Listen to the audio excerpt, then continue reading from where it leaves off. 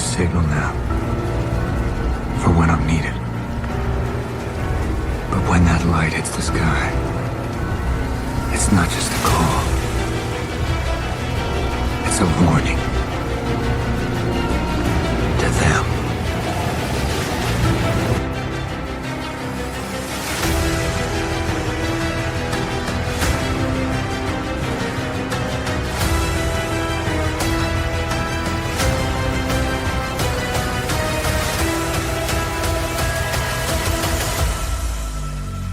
Yes, sir. Welcome to Beyond the Bat Signal. I'm your host, Dominic Unica. Join me as we dive into the depths of Batman's lore, dissecting the Rogues Gallery, and uncovering the stories of our iconic vigilante known as the Dark Knight. Beyond the Bat Signal is a very proud member of the Batman Podcast Network.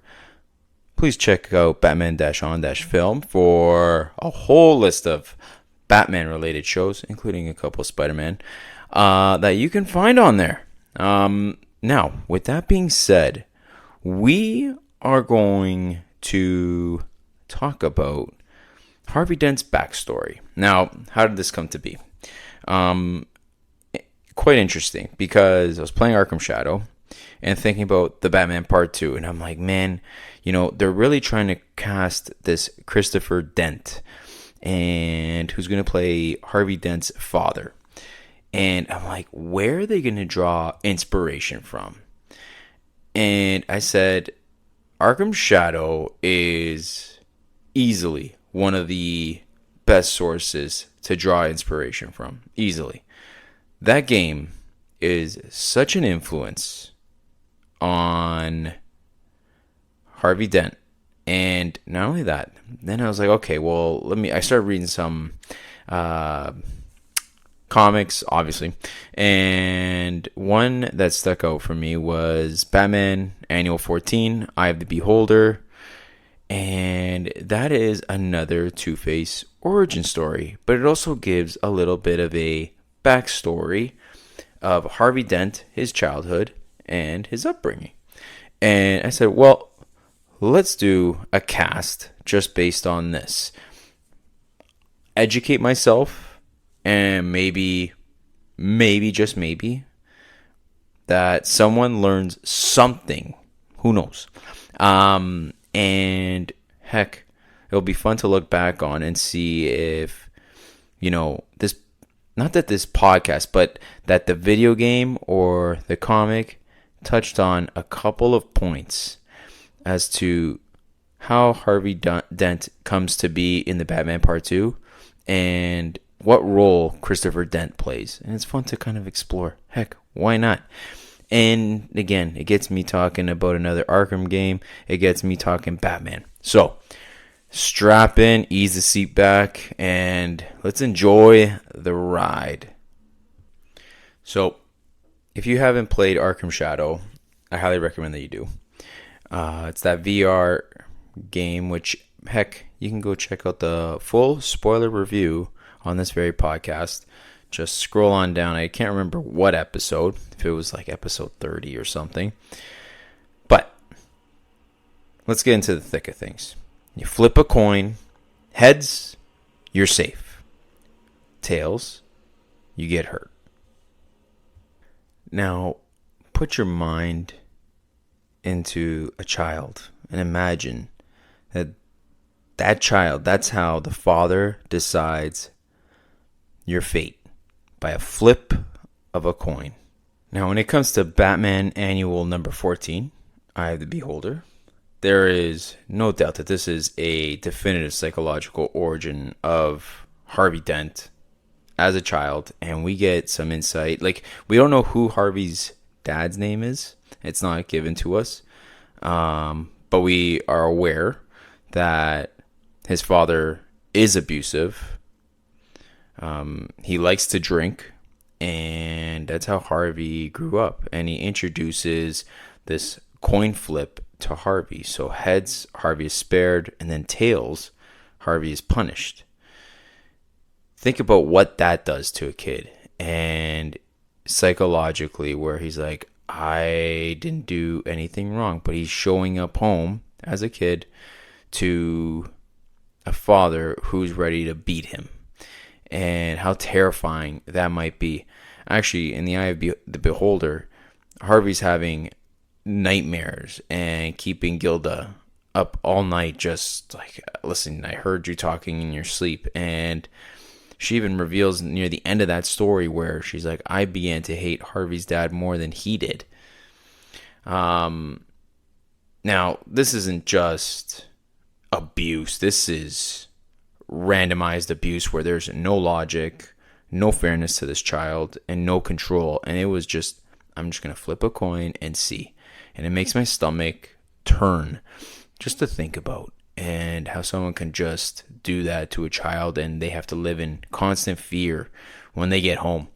And I guess this is what's going to make the Batman Part 2 so compelling. Like, what boundaries are they going to push? And I'm really curious as to, like, the boundaries that Christopher Dent pushes.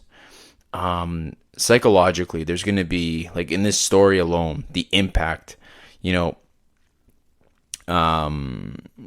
especially for Harvey, where pain is basically unpredictable. He has no idea when he's going to feel it.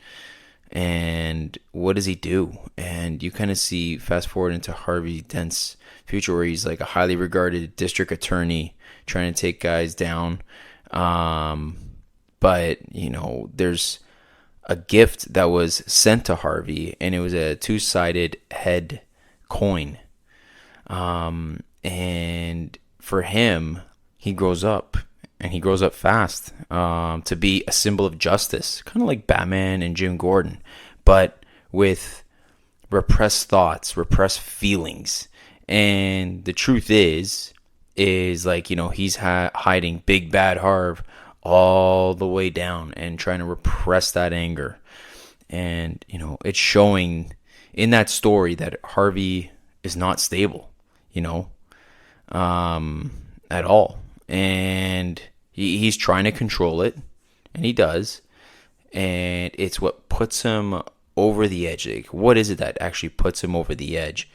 And just like The Long Halloween, Eye of the Beholder, which was made beforehand, Long Halloween adopted this story where you have Maroni. It wasn't necessary. Yeah, it was Maroni who threw that acid right at Harvey Dent's face, right in the courtroom.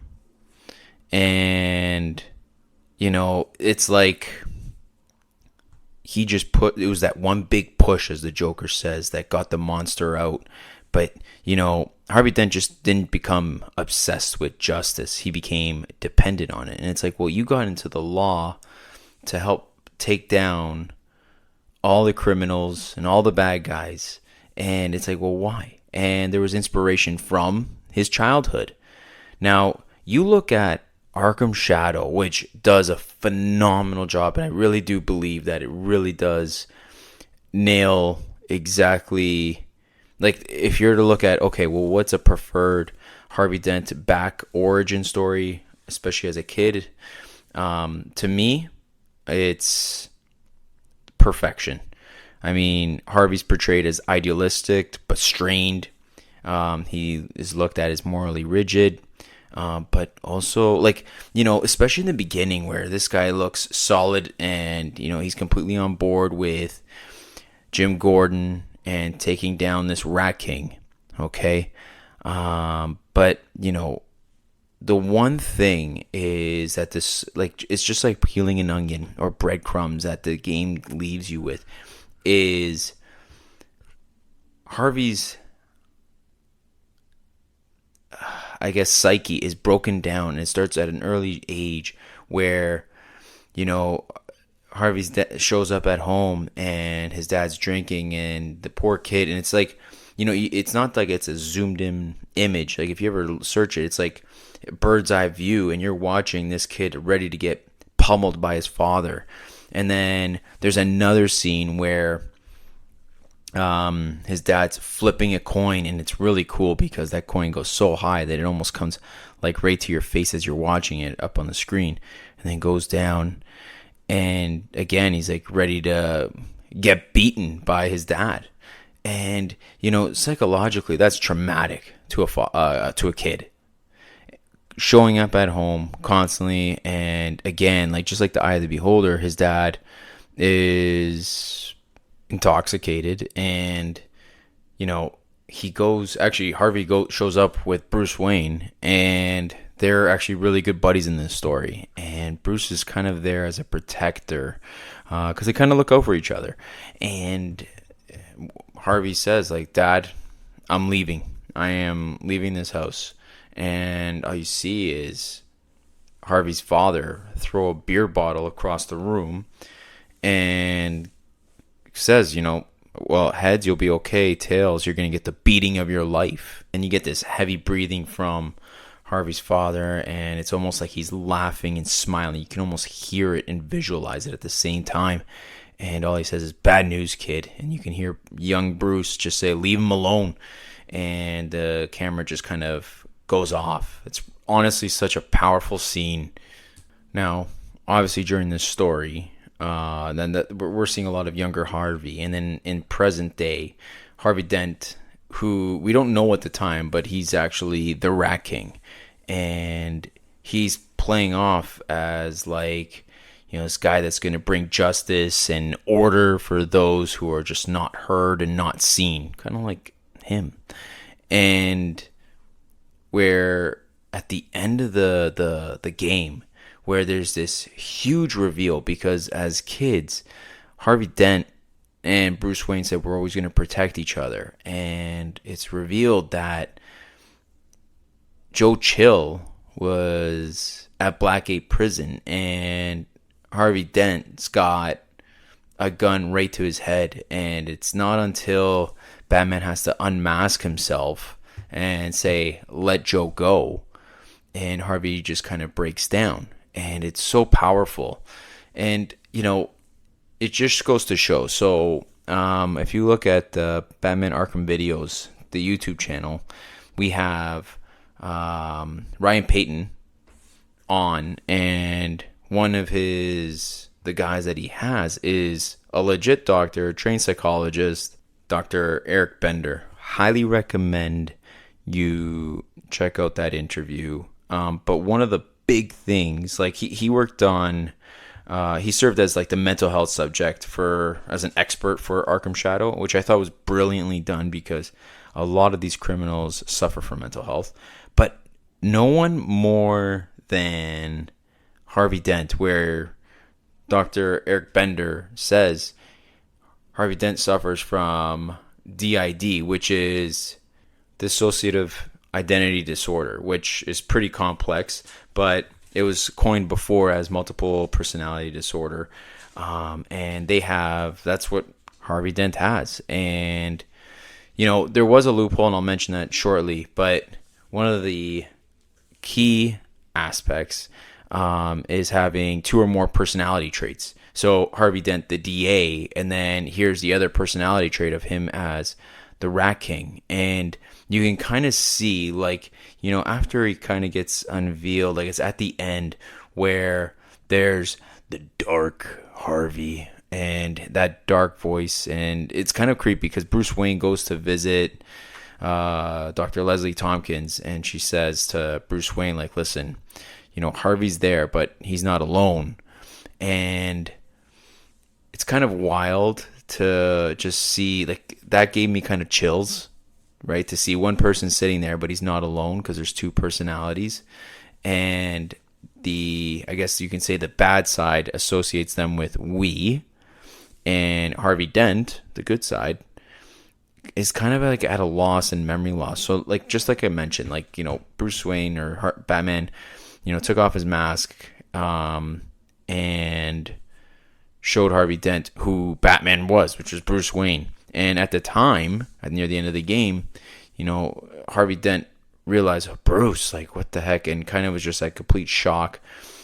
And one of the fun little loopholes that Dr. Eric Bender and Ryan Payton revealed was, well, with DID, and like, listen, this is not news, this is obvious if you go do some research, but the one thing was, Harvey Dent and with DID, there's also some memory loss, so they tend to forget. So, when Harvey sees Bruce Wayne walk in at the end of the game, he has no idea that he's Batman. So, what does all this have to do with The Batman Part 2? We're trying to figure out, well, how does Harvey become Harvey Dent and then eventually into Two-Face? And this is where Matt Reeves is injecting Christopher Dent. And they're trying to cast him. But it's like, we're trying to figure out, well, what's the purpose of Christopher Dent? Well, we know that he's the father. And our assumption, based on some awesome stories that were given to us, is that he's going to be abusive.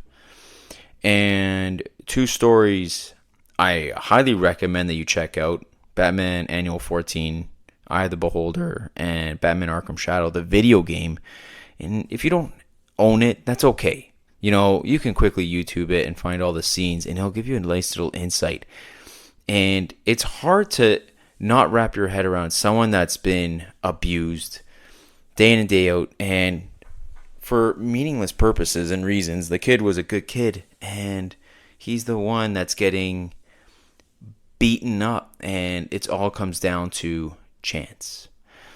And I say chance because of the flip of a coin.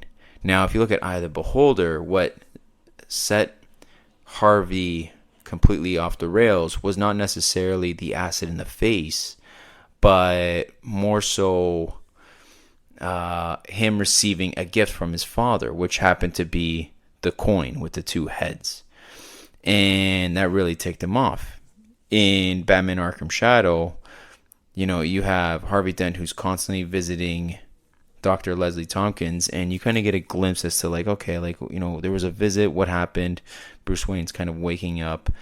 But you can clearly tell that Dent is the one who's experienced trauma, just like Bruce Wayne did. It's just that they went through two different paths, where luckily Bruce Wayne's trauma didn't completely destroy him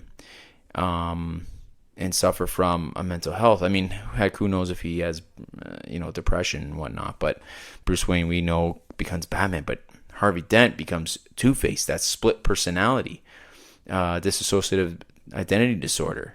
And to me, what this means for The Batman Part 2, directed by Matt Reeves, is, and keep in mind that this is grounded, right? The Batman universe is an epic crime saga, okay? We don't know if Bruce Wayne and Harvey Dent are going to be best buds, like the stories that tell us.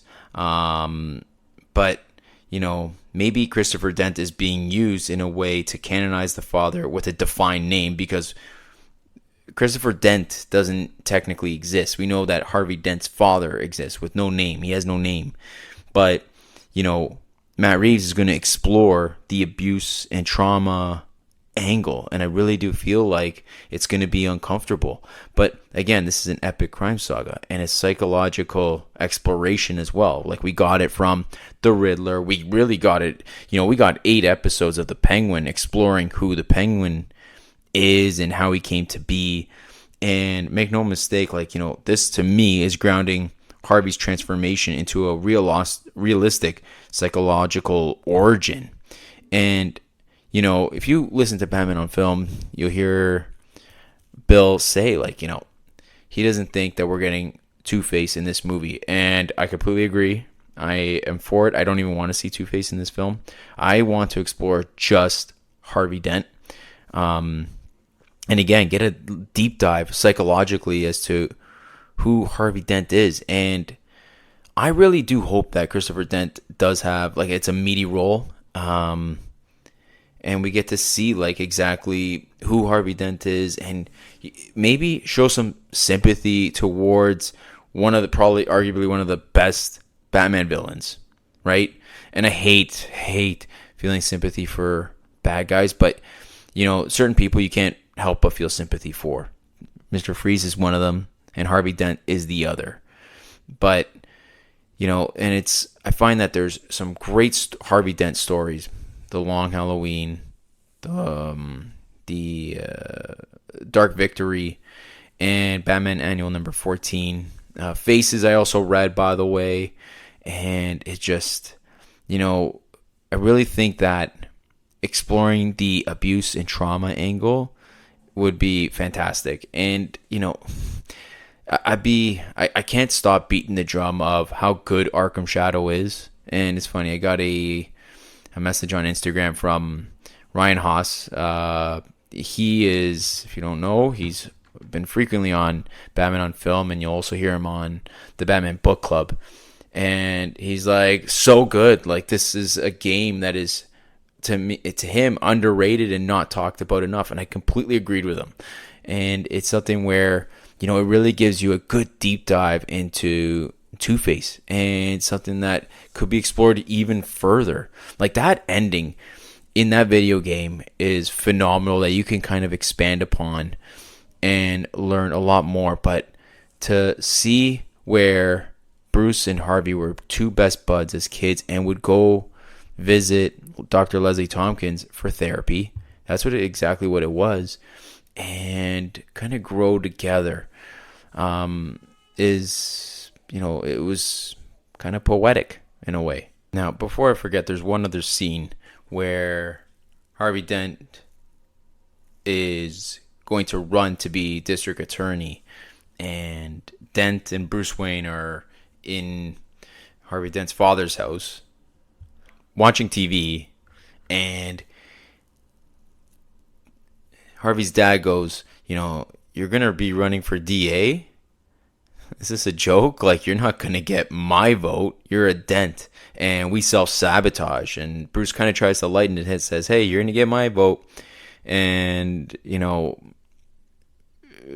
Harvey's dad just kind of goes and says, like, listen, this is just going to go up in flames, and because you're a Dent. And the whole city of Gotham is going to see it too once you become DA.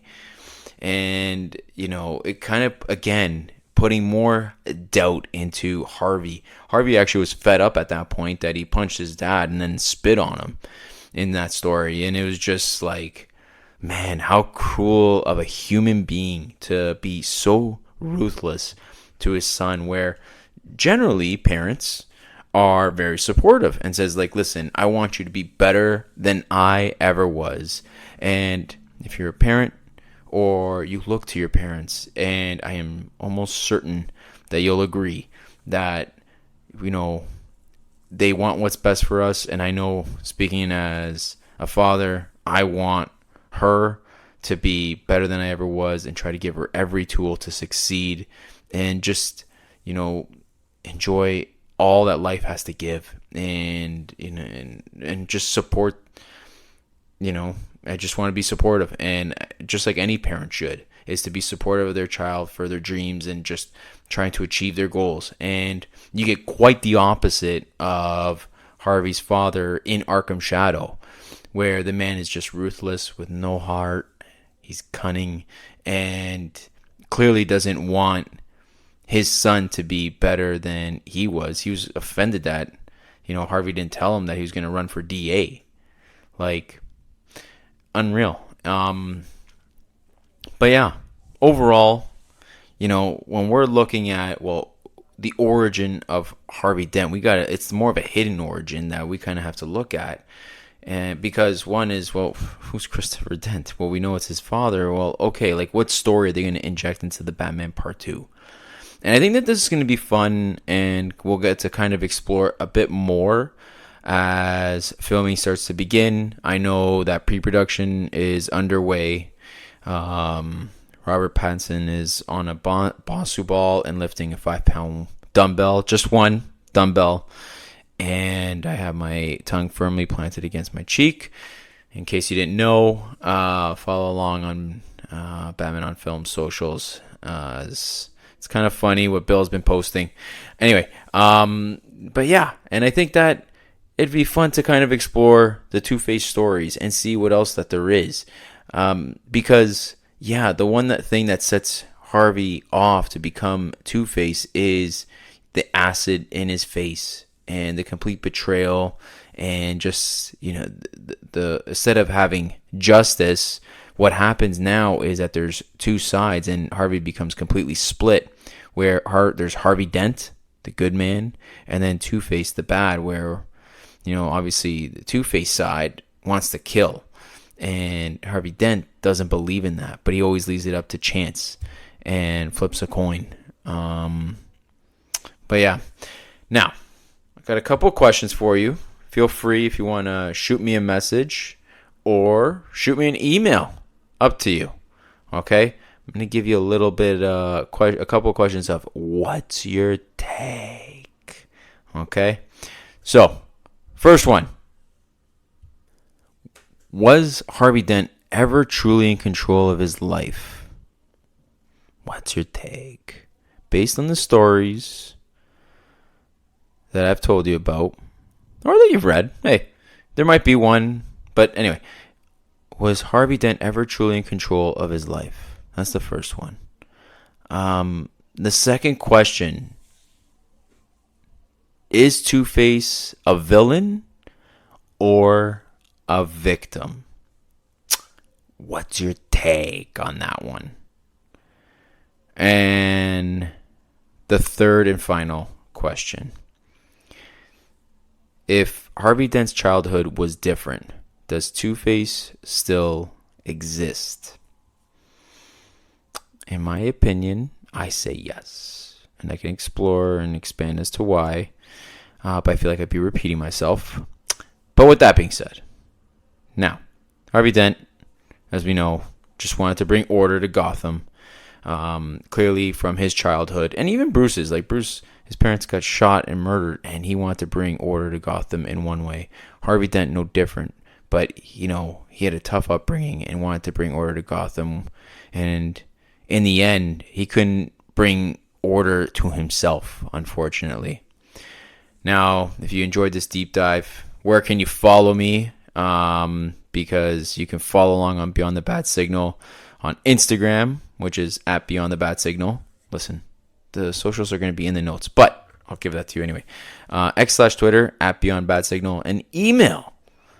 You can email me at beyondthebadsignal@gmail.com. And, if you want to answer one of those questions, you have a question of your own, or you have recommendations, comments, hey, shoot them my way. I'd be totally looking forward to it. And here's another question that's just popping into my head, okay? Will the Batman Part 2 go full psychological horror on this? You have Robert Pattinson saying, it's going to be, they're taking some serious swings in this movie. And I can't wait. Yeah, take these serious swings. And this is why I love Solo Batman. I'm all for it. But yeah, no, that's about it for this episode. It's going to be a bit of a short one, shorter than usual, I think. We are Beyond the Bad Signal, and we are signing off. Peace.